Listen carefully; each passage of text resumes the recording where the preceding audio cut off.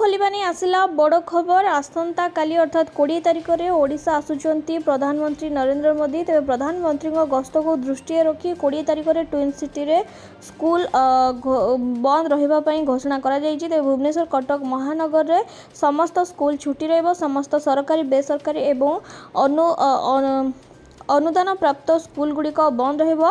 विपुल जन समागम हेबार आशंका थिबारु एभली निष्पत्ति निया जायछि।